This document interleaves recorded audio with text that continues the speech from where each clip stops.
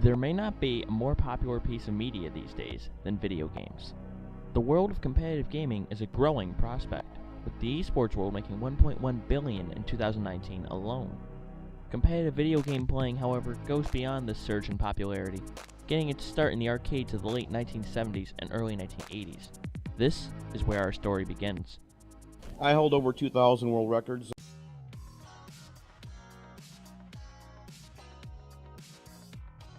Meet Todd Rogers. In the early 1980s, not many could really compete on his level. Todd is what you might call a video Victorian.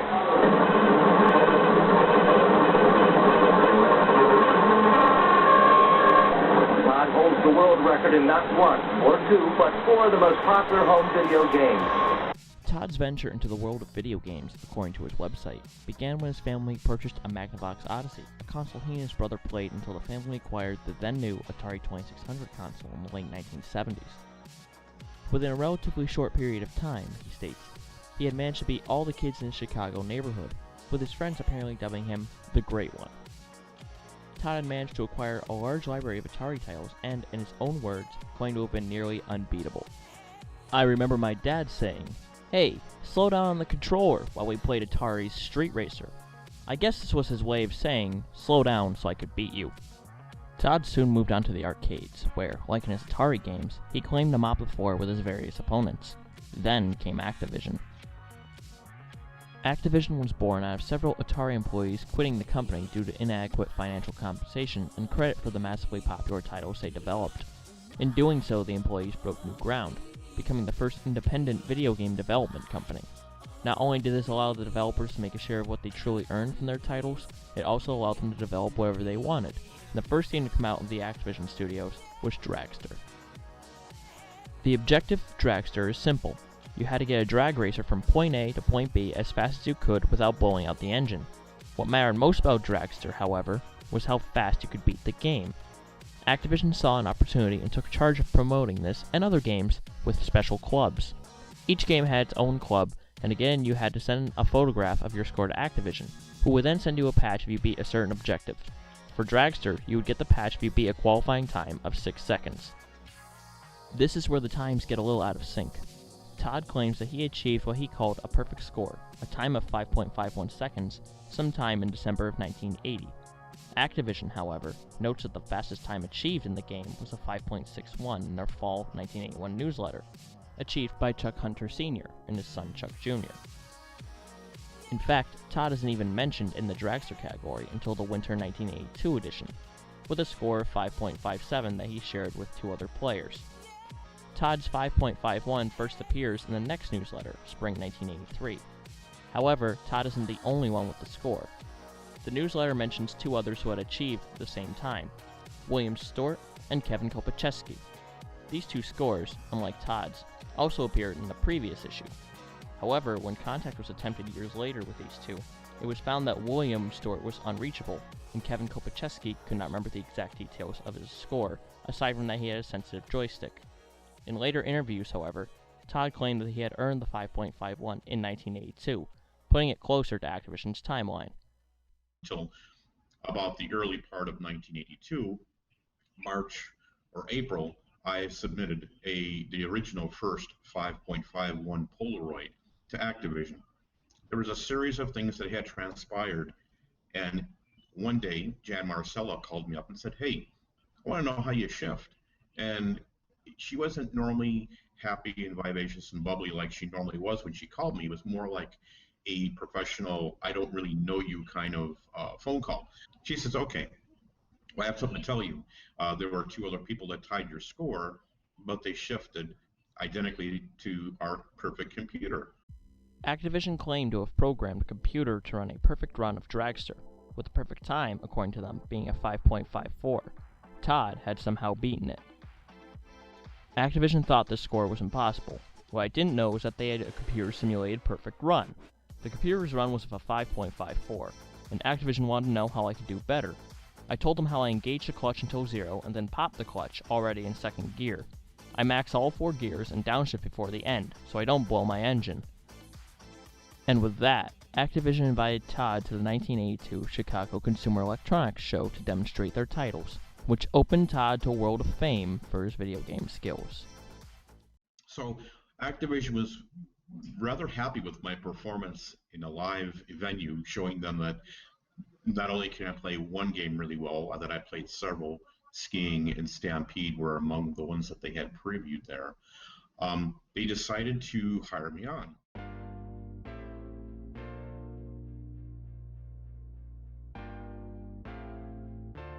Todd was on top of the world. The Chicago demonstration not only impressed Activision, but also caught the attention of others in the industry, who began requesting Todd to do promotions or write gaming articles for them. Some of the endorsements that I had accepted were Suncom's joysticks, the Slick Stick, the Starfighter, and the Unbreakable TAC-2, which really wasn't unbreakable. I broke it during a game session at Decathlon. I told the designers of Suncom my findings, and needless to say, they were not happy with my results. During this time frame, Todd claims quite the resume, involving all media ranging from radio to movie appearances, as well as a long list of celebrities he met, and apparently beat at video games based in their field. These claims range from never losing to celebrities ranging from Michael Jordan to Caitlyn Jenner, to appearing as an extra in the film Wildcats. Todd was also invited to become a member of the 1986 National Video Game Team, a group of professional arcade gamers, which he accepted. This would open Todd to even more opportunities for rising video game companies such as Nintendo and Sega, and he soon adopted nicknames such as Mr. Activision, Toddzilla, and perhaps most famously, the King of Video Games. Todd's popularity, however, started to wane as the 80s came to an end. Nintendo and Sega, the same companies who had asked Todd to work with them in promotional deals, had begun developing games that were less arcade-like, something Todd didn't feel was a good turn. The arcade level was the same. You had to keep putting quarters into the machine to continue, whereas before you could only play as long as you lasted on 1 quarter. After the loss of his brother in a drowning and a near-death experience himself in the early 90s, Todd decided to move on from the world of gaming and retired in 1992, 10 years after his 5.51 score. I don't know.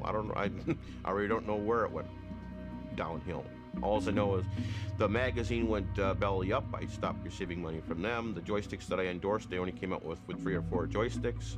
I had to improvise. I had to do other work besides playing video games. It was fun while it lasted. Game, reality, 2 different things. Enter Twin Galaxies. Founded by Walter Day in 1981, Twin Galaxies started off as just an arcade. In 1982, however, Day released what would become the authority on video game high scores, the Twin Galaxies National Scoreboard. This eventually grew into quite the organization, as Day later founded the National Video Game Team, which Todd was a member of, and eventually became the source for the scores listed in editions of the Guinness Book of World Records. Todd claims that he didn't discover Twin Galaxies' score database until 2000. He soon found some information that shocked him. Here I am, checking over Twin Galaxies' scoreboard, and I'm picking apart this list of scores at which one time I was better. Seeing an opportunity to return to the world of video games, Todd began hunting for old videotapes of his gameplay, photographs, anything that would document his scores. And soon enough, they began to pile up, with records being set in games ranging from Centipede to Journey Escape.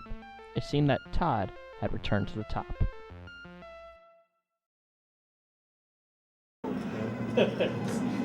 You can't play in television baseball against yourself. I play no sports. No sport. I hate sports. But, everybody has their own niche of gaming. Drag racing is a sport. Yeah, drag racing is a sport there, bro. Oh, that was a bad game. Now the camera's showing and I'm doing miserable with it. It's really strange because when people do interviews or media, it's like I can't get below a 5.84% or 5.81 for some strange reason. It's crazy.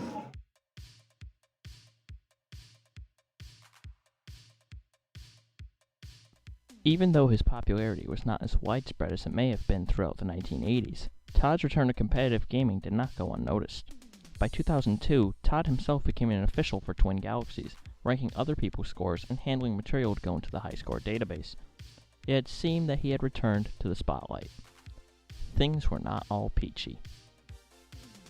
In July of 2002, an Atari Age forum user started a thread questioning one of Todd's scores. The game in question was Barnstorming. The objective of Barnstorming is simple. You fly a plane through 10 barns, dodging windmills and birds in an attempt to get the fastest time. It's easier said than done, and Todd had the best score, a time of 32.04 seconds. The user, Jeff Arnsmeyer, questions how Todd can get such a score and if anyone else could get close. A small discussion about who Todd is commences, until a user by the name of Thomas Jensch writes, quote, "I've just played a hacked version, no windmills too. The best result I can get was 32.07 seconds, just pressing fire all the time. When I started to move the plane up and down without colliding, the time slightly increased up to about 32.5 seconds. Jeff then added that he himself also tested a hacked version and got the same result. As far as getting a 32.04, it's not possible on the ROM or the actual cartridge. The game's designed to slow your horizontal progress every time you change your vertical position. Thus, a perfect game would use no vertical movement. By hacking out only the windmill graphics and no kernel code, you should be able to simulate a perfect game. With such a hacked ROM, the best possible score is 32.07. There is no 32.04. By the second page of the thread, a Twin Galaxies referee named Ron Corcoran made a post defending Todd. You need to come to CGE. Last year, after almost 20 years, Todd performed a 32.77 on his second attempt in front of 40 plus people, including myself. He has also recorded his game to videotape that we have in the Twin Galaxies archives as proof positive of his performance. Todd will again be at CGE this year to demonstrate his technique/pattern for Barnstorming Game 1, and I invite you and anyone else to drop by the Twin Galaxies booth to observe. Ron also attempted to get the tape uploaded, but was denied by Todd due to concerns over his strategy being stolen. The general conclusion given by Twin Galaxies referees was that the document with the 32.04 score was ruined by a coffee stain, and that the 32.04 was a guesstimate. This seemingly put the debate to rest, and in 2012 Guinness awarded Todd with the longest standing video game record for a score on Dragster. Enter OmniGamer. OmniGamer is the screen name of Eric Kozel, an expert in the world of video game speedruns, where the goal is to beat a video game as fast as possible, and a speedrunner himself. While working on a book on speedrunning, Kozel found himself intrigued by the fact that Dragster was perhaps the first speedrun, and wanted to figure out why it wasn't easy to beat. Quote, "This bugged the crap out of me, partly because it's just plain suspicious, but also because I had written a section in my book about this event, and if it was faked/cheated, etc., then I don't want to perpetuate the myth further, so I decided to dig in and see what Dragster is really capable of." Having experience in the world of cybersecurity, he broke into the game's code and tested for every input, only to find that the fastest time was a 5.57. Even under Todd's strategy of going into second gear at the start of the race, that would only give the player a time of 5.54. Something was amiss. Todd's score was brought into dispute by Twin Galaxies forum member Dick Moreland, and what followed was a 271-page discussion thread debating whether or not the run was truly legitimate. Brought into question were some of Todd's other scores. A score of 15 million on the 2600 port of Donkey Kong, for instance, when the second place score wasn't even close to 500,000. Other information from those were also brought up against Todd, such as this statement from former Twin Galaxies referee Wolf Morrow. "My brother and I were constantly having to fight with what I call the old guard, comprised of record holders from the early 80s. First, they resisted every one of our innovative new ideas, like speed gaming records for consoles, and then later we discovered a lot of the records from the 80s were bogus because video proof was not required back then. The worst was Mr. Activision, also known as Todd Rogers, where I and several others were able to prepare a case and conclusively prove Todd had been completely fabricating world records for various Atari games. It didn't help that another testimony came out showing Todd importing at least one of his own scores, which was against Twin Galaxy rules. Todd, meanwhile, went on damage control. Now a member of the Empire Arcadia video game team, Todd and Arcadia's founder, Triforce Johnson, began holding live streams discussing Todd's achievement. These, however, proved pointless against the increasing file of evidence. In late 2017, Todd was invited to appear on The Ben Heck Show. Heck, a hacker and DIYer known for his video game projects, had decided to test the Dragster inputs himself and invited Todd for his input. When faced with the evidence, Todd seemingly crumbled, struggling to explain himself. Finally, on January 29, 2018, every score Todd ever submitted was removed from Twin Galaxies' database, and Todd was banned.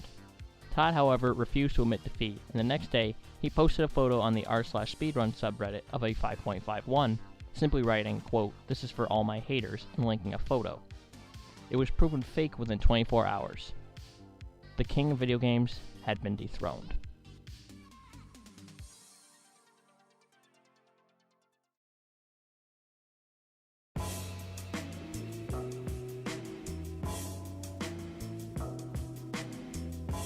Some sellers could get a guy like Charlie hooked pretty easy.